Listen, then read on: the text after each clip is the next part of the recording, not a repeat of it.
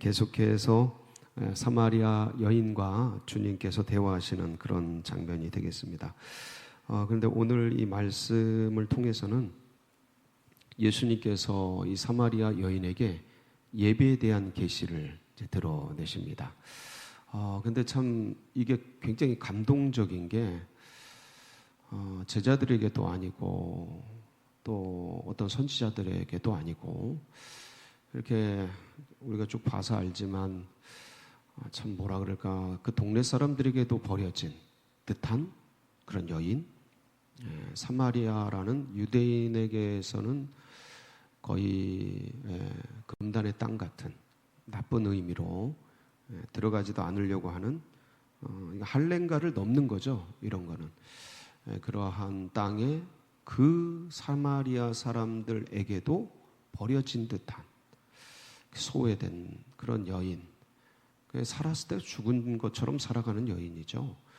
근데 그런 여인에게 이런 거대한 계시가, 예배에 대한 말씀이 이렇게 이거 굉장한 역사적 사건이거든요. 이게 오늘 이 말씀이, 그러니까 이런 거를 정말 볼품없고 보잘것없는, 우리가 봐도 야, 이런 창기 같은 여자, 창기로 알려져 왔었습니다. 저희 어릴 때는, 청년 때는 창기라고 이제 그렇게 창녀 같은 여자다 그렇게 배워 왔는데, 근데 보면 볼수록 글쎄요, 남편 5이 있었다고 창녀라고 말하기는 그런데 어쨌든 기구한 운명의 여인으로 우리가 생각할 수 있고, 이렇게 정말 삶 속에서 같은 사마리아의 동족 속에서도 이렇게 버려진 듯한 여인을 주님께서 굳이 찾아가셔서, 그리고 오늘 여인 속에, 가슴 속에 응어리진 한 같은 피 맺힌 한마디 절규처럼 나오잖아요. 그러니까 예배에 대한 질문, 이게 가슴 속에 응어리진 한 같은 거였습니다, 이 여인에겐. 근데 그거에 대한, 예배드리지 못하는 여인의 그 아픔을 어루만져 주시면서 예배는 영과 진리로 예배하는 거다 하면서 예배에 대한 새로운 역사를 이제 드러내시면서 위로해 주시고 또 만나 주시고 그 소망을 품게 하시고, 여인이 이제 완전히 변하죠. 주님을 만나고 완전히 변합니다.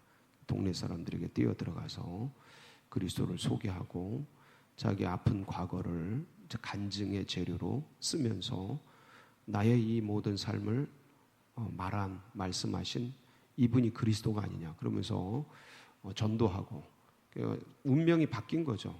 삶의 인격도 바뀌고 자기의 지난 삶을 바라보는 인생관도 바뀌어버리고, 이게 주님 만난 놀라운 변화인데, 저는 이런 건 우리가 다 이제 묵상하고 나눠 왔지 않습니까? 근데 오늘은 이런 여인에게 이렇게 귀중한 진짜 아름다운 보배 같은 진리를 드러내 주시는 그 주님의 은혜가 꼭 나에게, 꼭 우리에게 이 조선 땅, 버려진 땅, 이렇게 살다 5,000년 우상 숭배하던 이 민족에게 찾아오셔서, 그리고 굳이 인생 이렇게 살다 이렇게 떠날 우리들에게 만나주시고 알려주시고, 이 예배를 알려주시고 하나님을 알려주셨잖아요.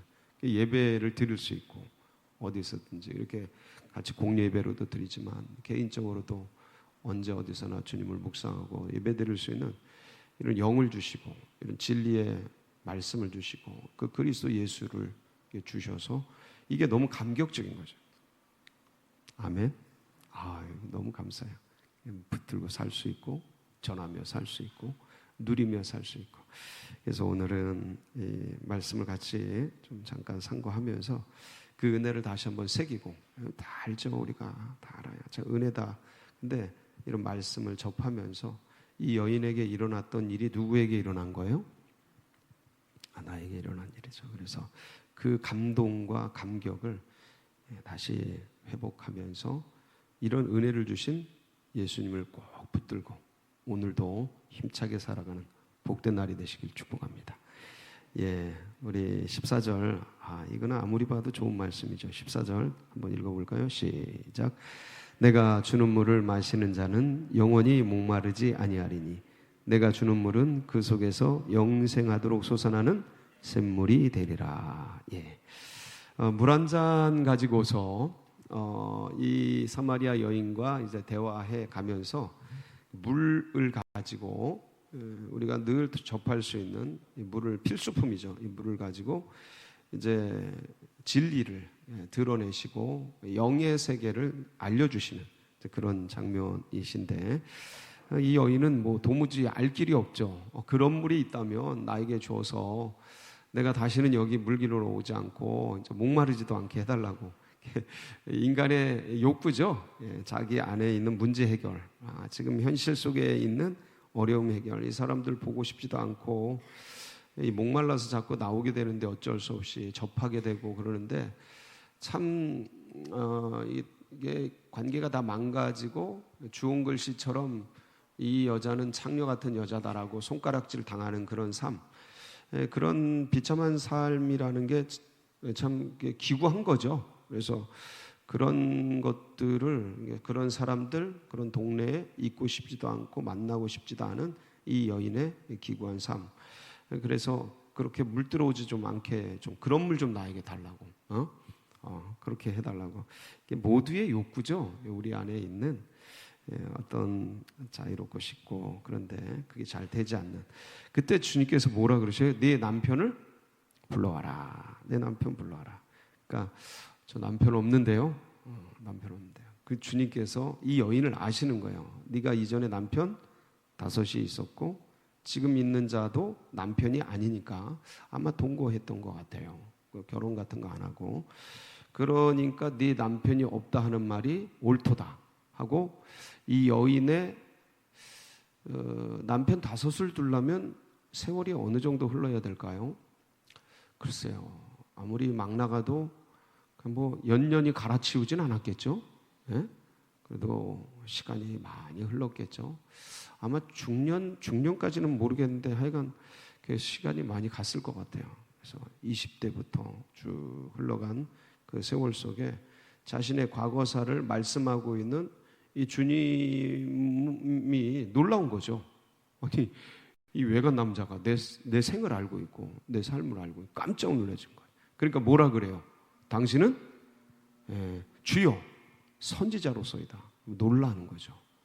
아니, 내 과거를 다 알고 있다고 생각해 보세요. 말도 안 했는데 굉장히 아주 충격 먹어요. 무릎이 꿇어집니다. 그냥 저 이런 경험을 했는데 무릎이 꿇어져요. 그냥 앞에서. 그러니까 이제 주여 선지자로서이다. 뭐 그러면서 깜짝 놀란 거예요. 그러면서 선지자라는 거를 인지하는 동시에 이 여인의 가슴 속에서 나왔던 질문이 뭐예요? 그게 20절 말씀이에요. 20절 시작. 우리 조상들은 이 산에서 예배하였는데 당신들의 말은 예배할 곳이 예루살렘에 있다 하더이다. 예배에 대한 질문. 예배. 그러니까 이 산이 그리심산, 에발산 거의 같이 이렇게 앞뒤 산으로 붙어 있는데 이 산에서 우리 조상들이 예배해 왔는데 당신들이 예배할 곳이 예루살렘에 있다. 그러니까 장소를 묻는 거죠. 그러니까 여기서 예배하는 것이 맞습니까? 그곳에서 예배하는 것이 맞습니까? 예배 장소는 어디입니까? 주님께서 21절에 거기에 대한 대답을 하십니다. 예수께서 이르시되 여자여 내 말을 믿으라. 이 산에서도 말고 예루살렘에서도 말고 너희가 아버지께 예배할 때가 이르리라. 이 산 저 산 뭐 여기저기 여기 사마리아, 예루살렘, 이스라엘 그게 아니고 예배할 때가 오는데 22절 말씀은 뭐냐면 너희는 알지 못하는 것을 예배하고 우리는 아는 것을 예배하노니 이는 구원이 유대인에게서 남이라. 너희는 이게 사마리아 사람들이거든요. 이게 너희 지금 그리심산 에발산에서 이제 예배를 드리는데, 근데 이게 이 그리심산 에발산의 사마리아 예배가 이게 우상 예배였습니다. 그걸 모르죠. 왜냐하면 그게 벌써 오래전 일로부터 이렇게 전통적으로 흘러 내려오는 거니까. 이게 왜 진화론이라는 게 오래전부터 뭐 만들어져 가지고 이렇게 내려오잖아요. 그러니까 이게 모른 채 다 받아들이는 거죠. 이분들도 그렇고, 그렇게 이제 비진리를 진리처럼 붙들고 살아오면서 뭐를 예배하는지 모르는데 주님께서 그 얘기를 해주시는 거예요. 네 조상들은 내 말을 믿어라. 너희는 알지 못하는 것을 예배하고, 이 알지 못하는 게 뭐냐면 우상이라는 소리예요. 우상. 그게 왜 이 그리심산 예배가 우상이었냐면 열왕기상 12장 25절에서 32절에 보면 이 그리심산 에발산의 예배가 만들어지는 배경이 나옵니다. 근데 그때 배경이 뭐냐면 사울 왕이 이제 초대 왕국을 세우고 다윗이 이어받아서 40년간 통치한 다음에 솔로몬이 이제 이어받아서 왕국을 이어가는데, 이 솔로몬 이후에 르호보암이라는 이 솔로몬의 아들이 왕위를 잇게 됩니다. 근데 이때 통치를 잘못하게 돼요. 그러면서 나라가 쪼개져요. 북이스라엘과 남유다로, 북한과 남한으로 정부가 나뉜 것처럼 이때 나라가 두 국가가 되는 거예요. 르호보암 때. 그래서 북이스라엘은 여로보암이 통치를 하고 남유다는 르호보암이 통치를 하게 됩니다. 그런데 이 성전이 어디 있었냐면 솔로몬이 만든 성전이 예루살렘에 있었어요. 그러니까 북이스라엘로 나누어졌지만 북이스라엘 사람들은 어디로 자꾸 가서 예배 드리려고 그래요? 예루살렘에 가서 예배를 드리려고 그러는 거죠. 그러니까 북쪽에 있는 이 여로보암이 생각하기를, 자, 말씀을 한번 볼게요. 열왕기상 12장 25절로 32절 시작.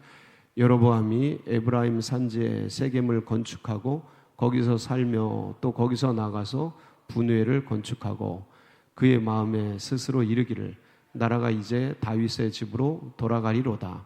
만일 이 백성이 예루살렘에 있는 여호와의 성전에 제사를 드리고자 하여 올라가면 이 백성의 마음이 유다 왕 된 그들의 주 르호보암에게로 돌아가서 나를 죽이고 유다의 왕 르호보암에게로 돌아가리로다 하고, 이에 계획하고 두 금송아지를 만들고 무리에게 말하기를 너희가 다시는 예루살렘에 올라갈 일이 없도다.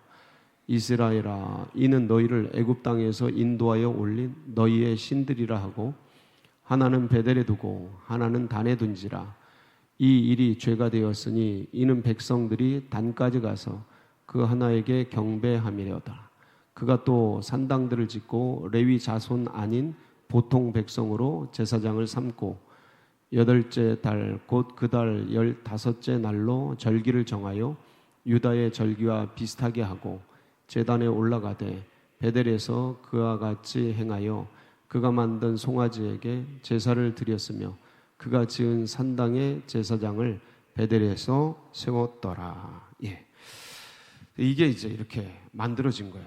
그러니까 하나님 아닌 우상, 금송아지를, 이게 이제 애굽에서 나올 때 이스라엘 백성들이 모세가 시내산에 올라가서 40일 동안 안 내려오니까 그 밑에 아론을 겁박해서 우리의 신을 만들어내라 그래가지고 금덩어리를 모아가지고 만들어낸 게 뭐였어요? 금송아지였죠. 그래서 모세가 내려와서 십계명을 던져버리고 이 금송아지 다 부셔가지고 그 물을 백성들에게 먹게 만들잖아요.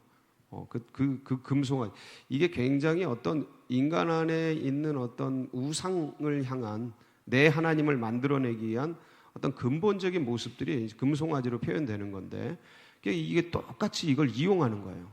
여로보암이. 그래서 이게 하나님이다. 예루살렘에 내려가지 말아라. 이렇게 해서 이제 이쪽 사마리아의 우상인지도 모르죠. 이게 전통으로 흘러내려오니까 인습이 되고 그래서 이렇게 됐는데, 그러니까 거기에는 구원이 있을 수 없죠. 그렇게 예배하는데. 그러니까 모든 신들이 많잖아요. 모든 신, 거기에는 구원이 있을 수 없죠. 그러니까 구원이 어디에서 나요? 그래서 유대인에게서 난다고 말씀을 하신 건데, 예수님께서 이 유대인 그럼 예루살렘은 괜찮냐? 예루살렘은 타락해 있었죠. 그때 바리새인 제사장들 다 타락해 있었고 율법주의에 갇혀 있었는데, 주님이 말씀하신 건 뭐냐면 이 유대인들에게서 구원이 난다라는 거는 거기서 말씀을 이렇게 맡고 있었다라는 의미예요. 하나님에 대한 이 계시의 말씀을 맡고 있었던 거죠. 그래서 이 유대인의 구원에 대해서도 바울이 굉장히 고민을 많이 했는데 로마서 3장 1절 2절에 보면 그럼 유대인이 한 게 뭐냐 하고 근본적인 질문을 합니다. 이게 똑같은 말이에요. 예수님이 말씀하신 거랑 구원이 유대인에게서 났다라는 말이 바로 이 말씀이거든요. 시작. 그런즉 유대인의 나음이 무엇이며 할례의 유익이 무엇이냐.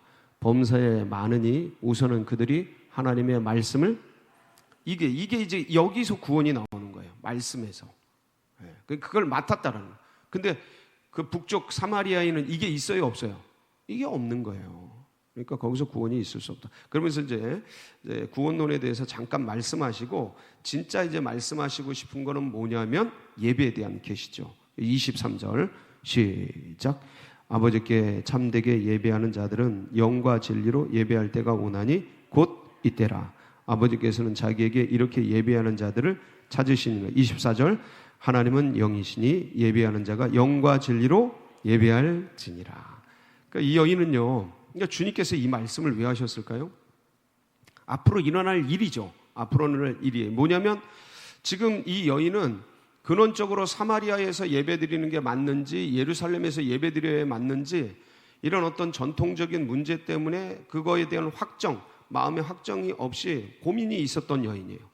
우리 사마리아 사람들은 여기가 맞다 그러고 이스라엘 백성들은 예루살렘이 맞다 그러고 뭐가 맞는지 궁금했고 그런데 그 사마리아 예배마저도 이 여인은 갈 수가 있어요, 없어요?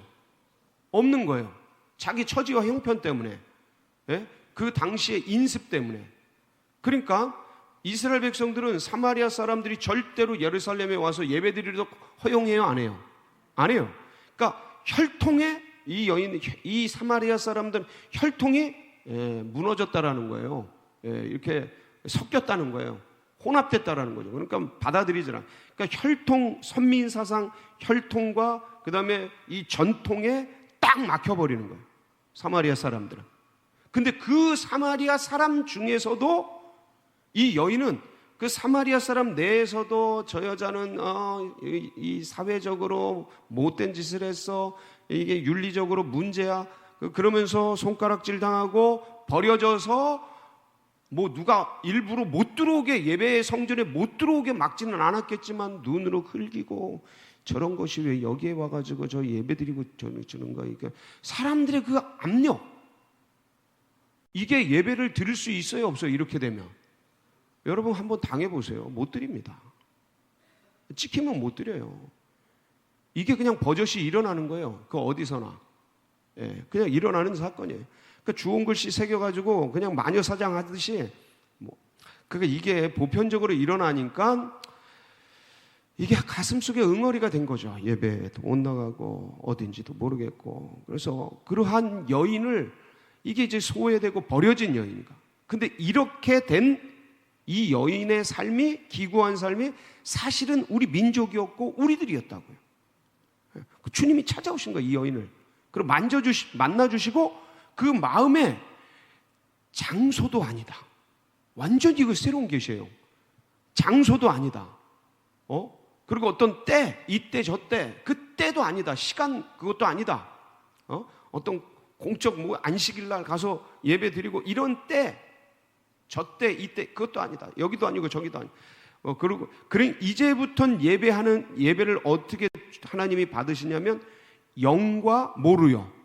진리로 예배하는 때가 오는데 바로 지금이다. 누구 만난? 예수님 만난 바로 지금이다. 그러니까 영과 진리로 드리는 예배. 그동안 동물 제사, 피 제사 이런 것들, 그 다음에 성전이라는 성전 체계, 이 성전을 헐어버려라. 내가 사흘 만에 짓겠다. 이 진리가 왜 선포되냐면 거기에 다 매몰되어 있으니까. 성전에, 건물에, 혈통에, 장소에, 시간에, 안식일, 이 안식일, 내가 안식일의 주인이다. 안식일에 진짜 사랑 구하는 게 진짜 일이지. 그 전통에 매여 있는 게 그게 맞는 말이냐 그러면서 주님께서 안식일 제도도 부정한 게 아니에요. 진짜 안식일이 뭔지를 알려주셨는데 사람들에게는 부정하는 것처럼 보이고 이 성전을 헐어버려라. 36년간 지었냐? 46년간 지었냐? 내가 사흘 만에 지어. 다시 짓겠다. 이 성전을 부인하는 게 아니에요. 성전에 매여 있는 그들의 의식이 잘못됐다라는 거예요. 영에 매여야지, 진리에 매여야지. 아멘? 근데 건물에 매여 있고, 한국교회가 이게 문제 아니에요? 건물에 매여 있고, 이미 우리가 개혁하면서 다 나온, 예?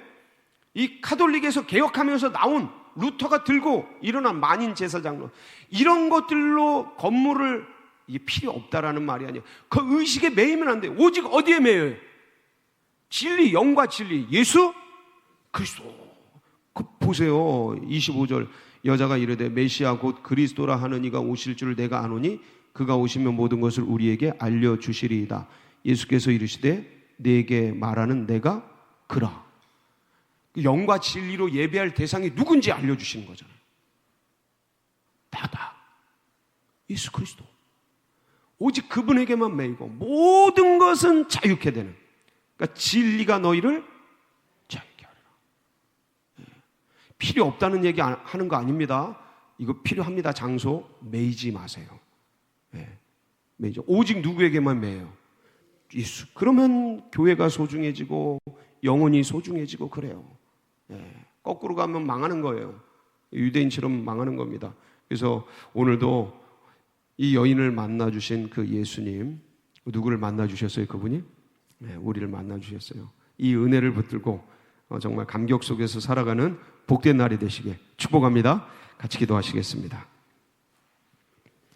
감사하죠. 아무리 생각해도 이 정말 쓰레기 같은 인생을 이렇게 만나주시고 이런 진리를 같이 품고 예배드릴 수 있도록 인도해 주셔서 오늘도 이 은혜를 붙들고 우리 고난당하는 분들, 우리 환우들, 또 연로하신 분들 품고 기도해 주시고 우리 예비된 영혼들, 그리고 같이 전도한 그 장결자들, 그 영혼들 위해서 어떤 전동 시대에 주님 나아가는 앞길을 환히 열어주시도록 우리 주여 부르짖고 기도하며 나갑니다. 부르짖습니다. 주여, 주여,